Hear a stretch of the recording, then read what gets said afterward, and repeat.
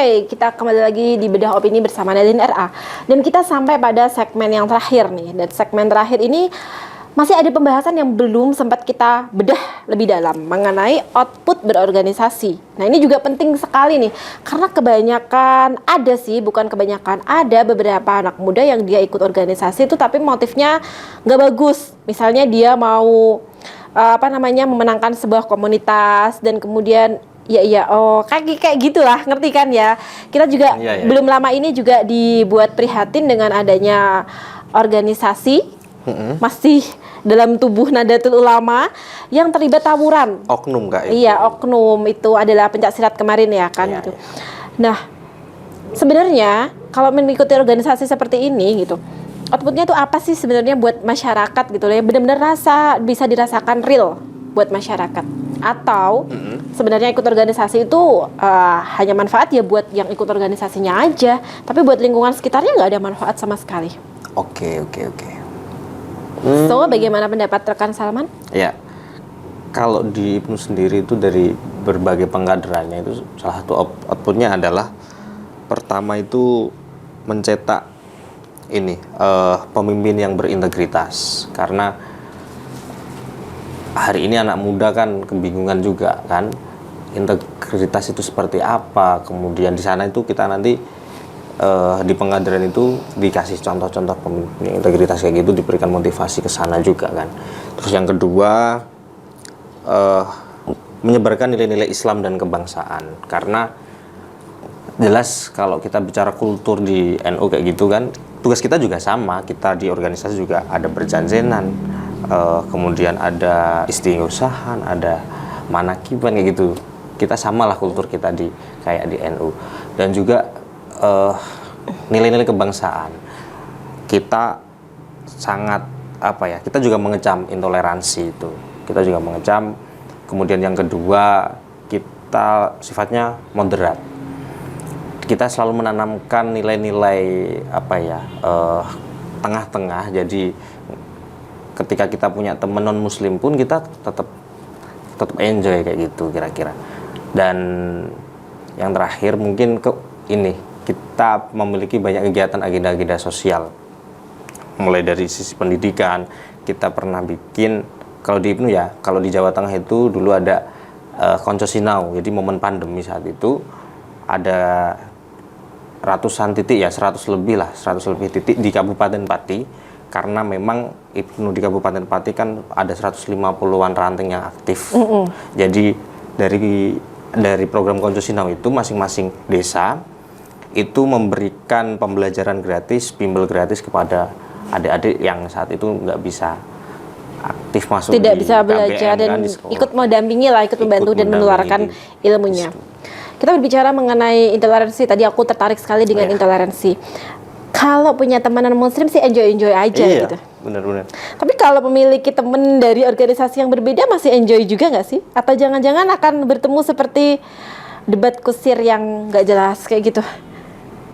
Kalau saya pribadi sih seneng-seneng aja, karena justru kita bisa mendapatkan banyak mungkin perspektif pandangan dia terkait hal satu isu apa dari agama, dia memandangnya seperti, karena selalu banyak hal-hal, nggak mungkin sih agama mengajarkan hal yang buruk sih sebenarnya. Iya betul. Jadi memang kalau agama itu memang pasti dia outputnya saya pengen semua penganutnya itu menjadi lebih baik lagi gitu. Dan kalau bisa rukun dengan yang berbeda agama, kenapa nggak bisa rukun dengan yang berbeda organisasi misalnya kayak gitu. Nah, oke. Jadi dari IPPNU ini sendiri kemudian usianya itu dari usia berapa sampai berapa? Kan nggak mungkin ya, atau akankah gitu seorang Salman ini akan terus di IPPNU, di IPNU? Iya. Ini tahun terakhir saya. Jadi ada masa pensiunnya juga ya? Siap-siap gantung jas ini saya sudah. Kalau gantung jas nanti mau pakai jas apa gantinya? Oh sebenarnya saya sudah aktif juga di Ansor, di cabang juga udah ikut di wakil sekretaris saya. Nah, jadi tetap di keluarga besar Nahdlatul Ulama lah, organisasinya dan gerakannya jelas akan tetap berada di sana. Pasti. Dan kemudian apalagi yang saat ini masih ingin kamu lakukan gitu untuk masyarakat dengan membawa gerbong kamu ini? Mungkin di tahun-tahun terakhir ini pasti ingin melakukan sesuatu yang berkesan. Iya, lebih ke ini sih, lebih ke apa namanya, pengen lebih berdampak aja ke adik-adik junior kita, karena salah satu output kita selain nata internal organisasi menjadi lebih baik, semakin sistemnya sesuai dengan PDPRT, POPA, kita juga ingin menjaga ini, membangun jejaring-jejaring eksternal yang lebih baik, utamanya kepada stakeholder pemerintahan, baik eksekutif maupun legislatif, dan juga banyak NGO dan lain sebagainya yang tentunya memiliki visi yang sama dengan kita untuk bareng-bareng mengabdi di masyarakat kayak gitu. Membangun jejaring eksternal yang lebih luas lagi nih. Nah, aku tertarik lagi dengan jejaring eksternal yang lebih luas lagi. Nah, setelah kita tadi membicarakan mengenai kepemimpinan di Kabupaten Pati nih, mungkin kita akan membicarakan yang lebih luas lagi di tingkat nasional gitu. Boleh. Kita tahu di tingkat nasional ini ada salah satu kader NU yang sudah mendeklarasikan diri sebagai cawapres gitu. Dan di sisi lain ada pula gitu, anaknya mantan presiden juga adalah seorang Nahdien Tulen gitu. Masih bersaudara juga ini dengan cawapresnya, dan mengatakan mengklaim bahwa dia mengantongi suara mayoritas Nahdien.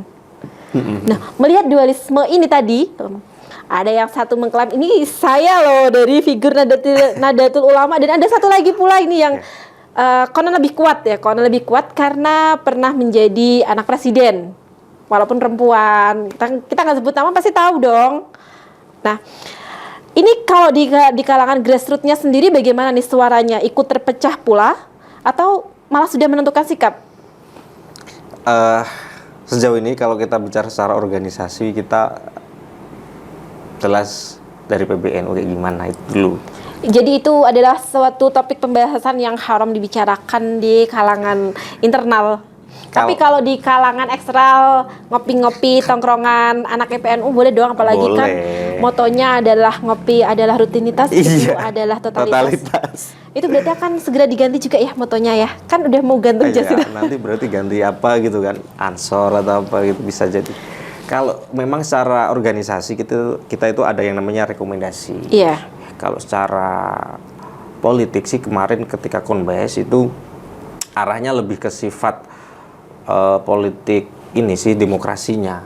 Kita merekomendasikan bahwa ini sistem pendidikan zonasi ini di bawah itu sangat merasa banyak kerugian lah dari banyak peserta didik karena ada sistem zonasi kayak gitu atau isu-isu yang lain kayak gitu sih. Kalau ke ranah politik memang secara organisasi memang tidak ada arah ke sana, karena itu dikembalikan lagi ke personal soalnya kayak gitu. Tapi ada dong pembicaraan ke sana juga. Ada, sangat ada, karena kita hampir tiap hari bertemu dengan beliau-beliau itu di stakeholder kan. Ibnu kan sering tuh dapat undangan dari, apalagi Nahdlatul Ulama ini juga ada partainya pun yang mengklaim bahwa dia mengantongi suara mayoritas. Nahdlatul Ulama juga ada dua kan ya yang terkuat itu. Nah, itu sendiri bagaimana anak-anak PNU menyikapi hal tersebut? Apakah di kalangan bawah itu kayak sudah menetekkan hati, atau diam-diaman aja, aku mau milih siapa itu adalah rahasiaku, atau mungkin sebenarnya udah terjadi semacam konsensus antara anak-anak di organisasi IPNU ini sendiri yang dia tidak terformalisasi. Jadi memang nggak formal, memang secara formal enggak lah, tapi kalau secara non formal iyalah kita harus dukung yang ini gitu, pasti ya terjadi karena lah. ini opini ya menurut saya. Itu adalah opini. Jadi tenang aja, ini opini. Memang fakta ada dualisme, yang satu anaknya presiden itu, yang satu yang memang merasa memiliki legitimasi.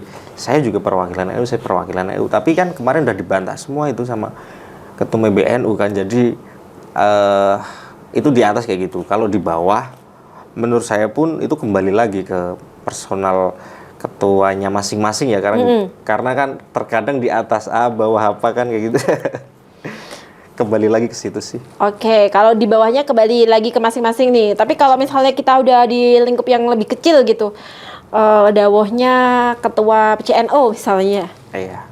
Itu apakah akan sama dengan PBNU misalnya, kalau PBNU mengatakan bahwa untuk Pilpres ini nggak boleh bawa-bawa NU gitu. Tapi dengan adanya tagar 2024 Wayahe Wong NU mimpin Pati, itu sudah arahan bahwa 2024 ini NU Pati harus berkiprah. Nah, kemudian Apakah nanti akan ada rekomendasi, menunggu rekomendasi dari PCNU itu, atau masih dengan sifat yang nafsi-nafsi? Kalau saya sebagai ini ya kader IPNU ya tentu nanti jelas ada diskusi khusus internal saya kira, karena teman-teman muda ini kan tentu memiliki mekanisme ini sendiri kan, pilihan sendiri, dan tentunya kita juga akan mendengarkan juga rekomendasi dari PCNU nanti seperti apa dan diskusi internalnya seperti apa, baru kemudian untuk ini bagus, ini ayo bareng-bareng kita dorong. Kalau dari pihak pemuda sendiri ada nggak kayak kans untuk memberikan saran? Kita mau nyaran dong nama ini juga untuk diusung, itu ikut dikompetisikan lah minimal di internal NU-nya sendiri. Sementara mungkin dari ini ya yang saya lihat ya dari unsur Ansor mungkin ya itu, terus kemudian ada juga yang unsur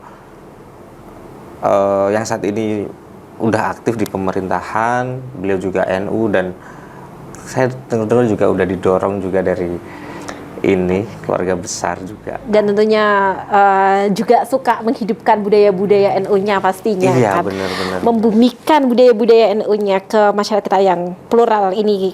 Iya. Jadi dari IPNU sendiri beneran nih belum ada yang sosok atau nama yang mau diusulkan juga untuk 2024 Wayai Wang NU mimpin parti ini? Kalau ada usulan nanti kita diskusikan deh. Siapa kira-kira? Siapa ya? Nggak apa-apa, disebut aja. Oke, Beka, mungkin untuk di penghujung acara ini, karena di sini saya membedah bukan yang dibedah, oke? Tentunya saya juga memiliki calon tersendiri, tapi itu bukan tempatnya di sini untuk dibahas. Kita mungkin bisa bahasnya nanti di belakang. Siap. Tapi sebelum kita membahas lebih dalam lagi yang di belakang itu nanti mungkin bisa disampaikan dulu ke pemirsa Lingkar TV ini untuk apa sih manfaat berorganisasi dan mengapa pemuda saat ini harus berorganisasi? Oke, baik. Terima kasih saya ucapkan ke Kak Nelin, bener nggak? Iya, bener. Tadi cerdas. Salah ya. Tentu sebagai makhluk sosial, tentunya kita nggak mungkin lah hidup ini selalu sendiri. Jadi berorganisasilah, karena di sekolahan belum tentu kalian dapat, di kampus kalau mau jadi mahasiswa kupu-kupu ya kurang enak lah menurut saya. Jadi berorganisasilah, pasti dari organisasi itu nanti kalian akan mendapatkan impact kepada personalmu, untuk kemudian input dari personalmu, kemudian dari situ kamu bisa lebih bermanfaat dan mungkin akan lebih merasa bermakna ketika kamu bisa memberikan manfaat kepada masyarakat, ke teman-teman yang lain, gitu sih. Oke, terima kasih rekan Salaman. Sebelum saya akhiri, ada sebuah kata-kata yang bijak, yang bagus sekali dari Najwa Shihab. Saya berusaha untuk menggarisbawahi di sini bahwa sebenarnya pemuda mahasiswa itu gitu, dia itu diciptakan sebagai pemimpin masa depan, bukan sebagai tenaga kerja. Karena itu untuk menjadi pemimpin di masa depan, jangan cuman kuliah, duduk dan pulang, tapi ikutlah berorganisasi. Nah, banyak pilihan organisasi di sekitar kita, pilihlah yang paling tepat dengan kepribadian kamu dan passion kamu, dan jadilah bermanfaat untuk masyarakat di sekitar. Saya Nailin RA beserta segenap kru yang bertugas mohon undur diri, dan saksikan terus Bedah Opini hanya di Lingkar TV.